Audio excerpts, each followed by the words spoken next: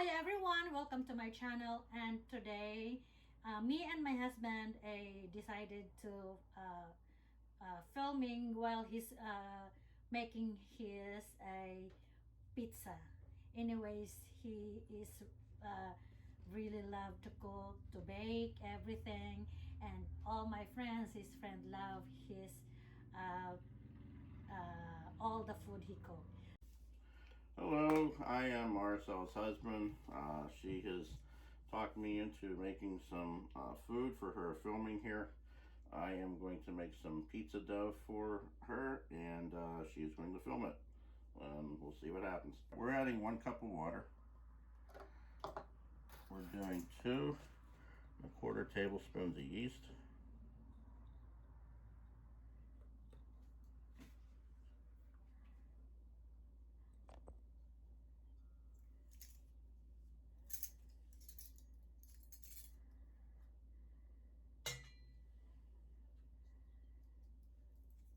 And we're going to do 1½ tablespoon of sugar.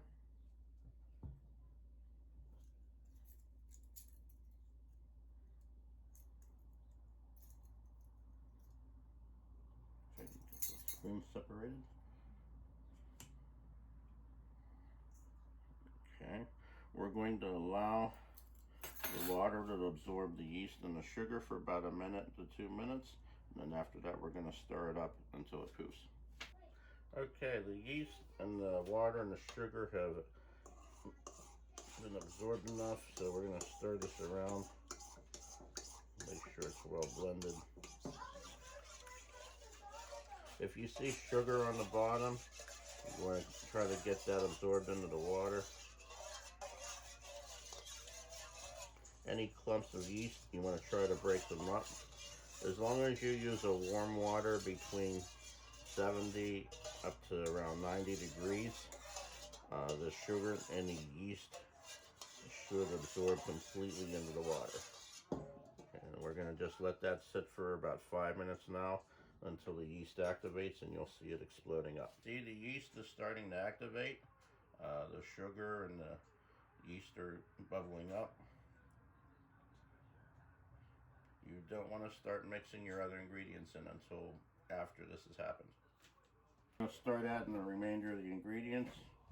We're going to do 2 tablespoons of olive oil. Actually, this is an extra virgin olive oil. You can use whatever oils you like. I prefer to use olive oil or extra virgin olive oil when I cook, especially with dough. So there's 2 tablespoons of that. We're going to do approximately 2 cups of flour. This is a bread flour. It's got a high protein level. The higher the protein level, the thicker your bread is going to be. And we're going to do 1 tablespoon of salt.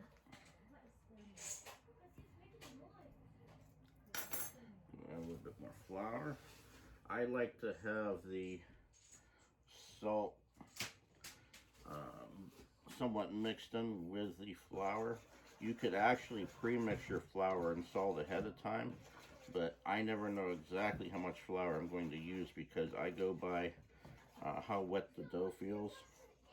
And depending on what you're making, if you're using this just for pizza, the dough, then you want a drier dough. If you want to make something else with this dough, say like a type of a roll that I can show you how to make also, you're going to want to use a wetter dough. So today we're going to try to do some sort of a happy medium in between where you can use the dough for both. I'm just stirring the flour and everything in. Just getting in the last of the flour here. The dough is pretty dry. It's easy to pull apart. I still feel a little bit of wetness, but this will be good for making both pizza and rolls. If you're strictly making pizza, you can make it a little bit more dry by adding a little bit more flour. But when it starts to want to do this and you can pull it apart easily or it falls apart on its own, that's when it's pretty much ready. Okay. Yeah, I'm just kind of working the dough. Alright, we formed the dough into a ball. You want to cover it up with a towel for about an hour to 2 hours. I like to go at least an hour to let the dough raise. And then we'll come back here as soon as this is done in an hour. Ready to start working with our dough. Our dough has risen a good bit there. We are going to discuss pizza pans first though, because depending on what type of pizza you're making and what type of pan you're using, you need to adjust your temperature for your oven in order to make sure the pizza turns out properly. A lot of times I've made pizzas in the past before I knew what I was doing, where the crust was too soggy in the middle, or it didn't, was too burnt, whereas the pizza wasn't done on top. So there's different types of pans that you can use, and you adjust your temperature accordingly. I prefer, when making a traditional pizza, to use a pan with holes, and then you coat the top of it with a shortening, just a light coating, that way it keeps it from sticking. If you use a pan like this, you want to go at about 425 degrees for cooking your pizza for 20 minutes. If you're using a steel pan, especially a darker colored pan, you want to go no more than 400 degrees, because when you have the darker pans, they, for whatever reason, the pizza gets hotter, and they will cook the dough on the bottom a lot more than a lighter colored pan. I don't know the science behind it, I'm just telling you what the way it works. So a pan like this I use for a real crisp crust, and I only cook at 350 on this, but I'll do it up to 30 minutes. A pan like this is a 20-minute pan. You coat the bottom with oil instead of a shortening. And you're gonna lower your temperature. On a pan like this, I don't cook more than any higher than 400 degrees. This today is the pan we're going to use for this pizza. We've had a request for a thicker crust pizza, so this is going to be a pan style. We're going to put oil in the bottom of this pan. We're going to use olive oil, but we're just going to use regular olive oil this time. And then we'll coat the pan with that. Get some plastic wrap here.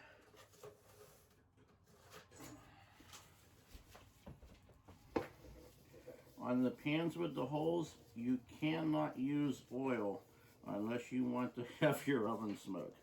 The pans with the holes, the oil will seep through the holes, and you're going to think your house is on fire. So that's why I use shortening on the other styles of pans.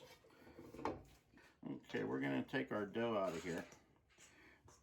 Now, our ingredients made what I call a full batch of dough. You can use the dough for several different things, not just pizza. We're going to cut off a section, and we're going to use about 2/3 of this dough for the actual pizza.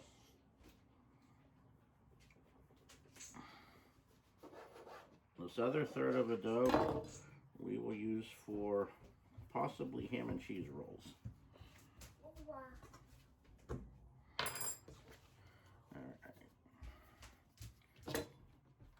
We're going for a thicker pizza. Again, this is a bread dough. If you use this is a bread flour. If you use an all-purpose flour, I need a towel.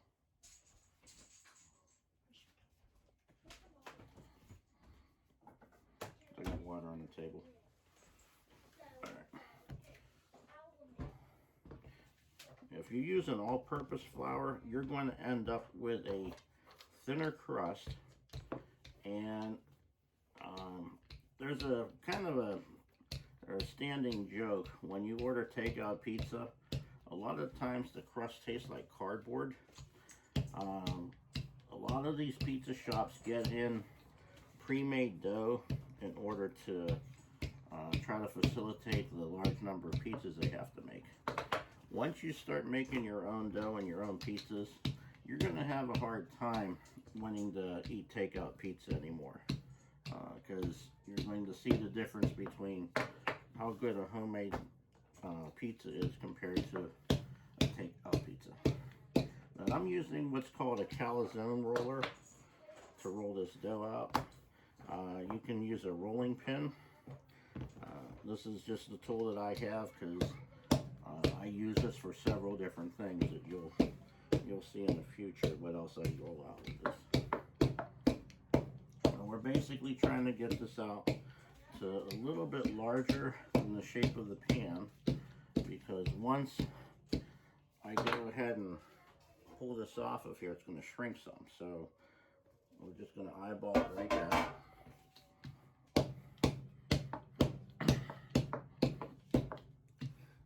Some people prefer hand-tossed pizza.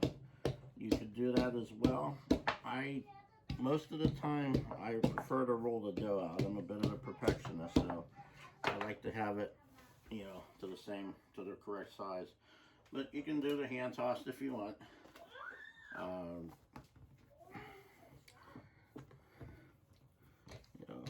If you spin it when you're tossing it, that's what's supposed to make the dough spread out.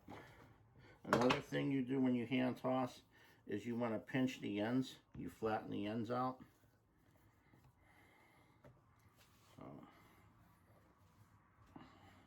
I have a very low ceiling here, so I really can't throw it high. Anyway, we're going to finish rolling this out now that we're done playing.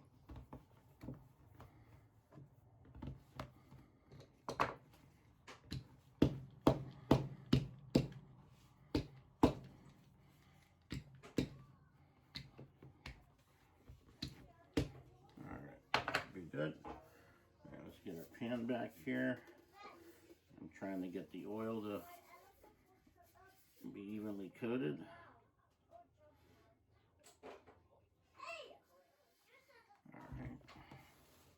Alright, when you put the dough in the pan, you don't want any air pockets.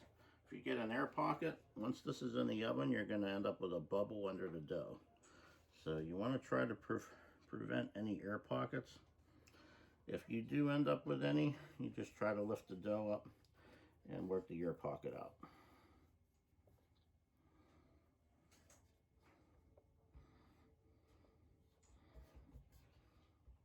All right, for our pizza sauce, I prefer, just for simplicity's sake, to use a jarred spaghetti sauce, but I'll doctor it up. I'm going to need my seasonings bag. Onion powder, garlic powder, and the Italian seasoning. So we're going to throw a generous amount of sauce on here. We're going to do a poison check. Alright, we'll spread this out.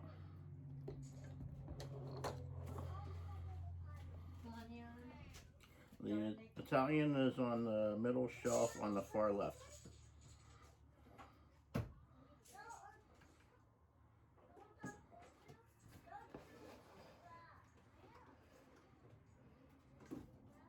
You find it? No. You have it in your hand, your left hand. That's the Italian. Oh. Okay. Alright, that's everything I need. Alright, so we're going to just doctor the sauce up. I'll take some onion powder. When you're cooking anything, it's all about flavor. Garlic powder. You can never add too much garlic, so one time I actually did. And we're going to do a little bit of Italian seasoning.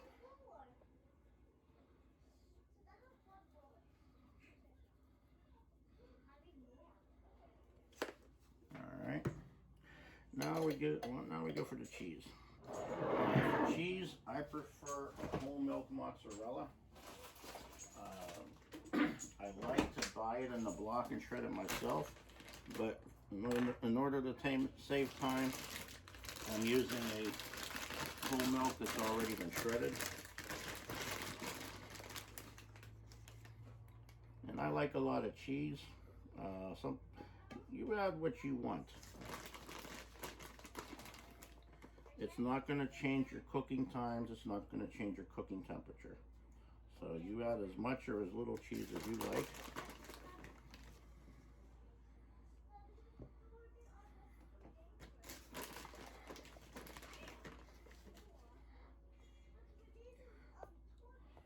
You don't need to put the cheese all the way to the edge of the pizza, because as it's cooking in the oven, the cheese is naturally going to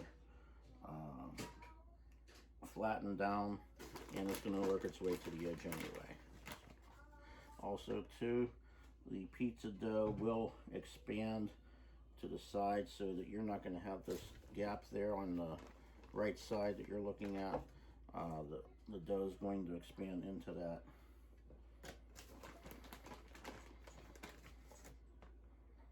Yeah, again, for this type of pan, you could go as high as 450 degrees. I'm going to go 425 for it. This is an aluminum pan, not a steel pan. And I'm anticipating some of this pizza will get reheated later, that not all of it's going to get eaten today. So by going at the lower temperature now, the dough won't be overcooked for whenever it gets reheated later.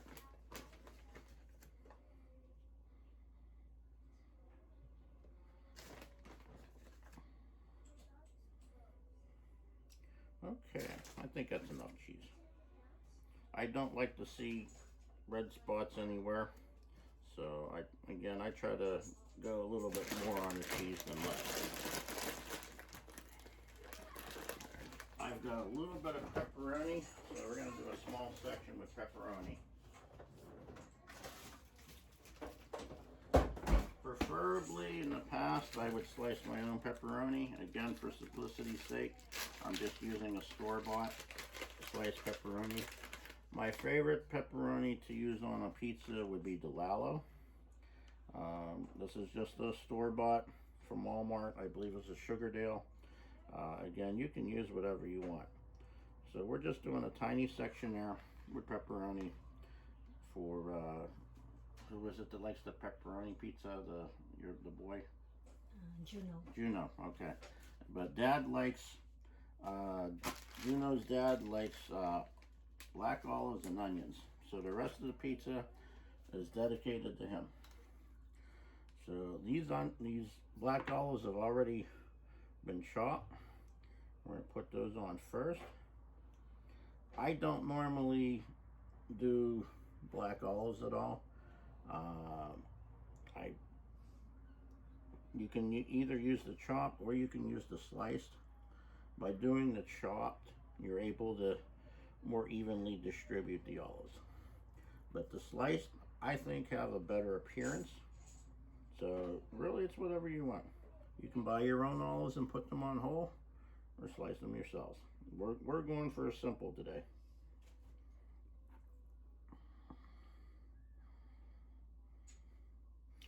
If you could smell the olives, it has a very nice fragrance to it. One thing I would recommend too, let me finish these first.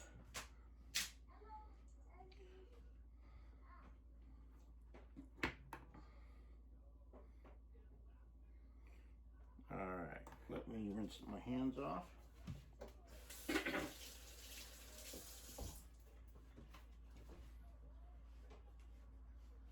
I had already previously chopped some onion before.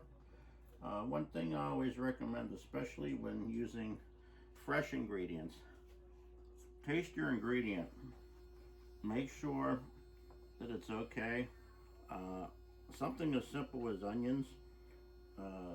You can buy an onion and not realize that it's already turned bad until you taste it.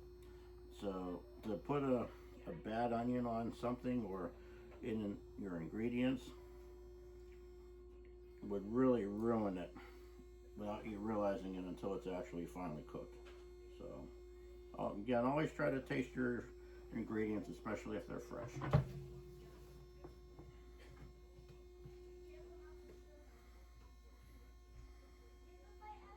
Okay, and this is ready to go in the oven. We have the oven preheating right now. And as soon as the oven heats up to the right temperature, we'll put it in. Put the pizza in for 20 minutes. We will check it around 12 or 15 minutes in to make sure we don't have any air bubbles underneath the crust. If we do, we'll pull it out and we'll get the air out. Now it's done after 24 minutes, babe. Yep. Okay, now he's putting the special cheese. And what kind of cheese is that? This is Pecorino Romano. And you want to let the pizza rest about 15 minutes before eating. That way it cools down enough you can enjoy the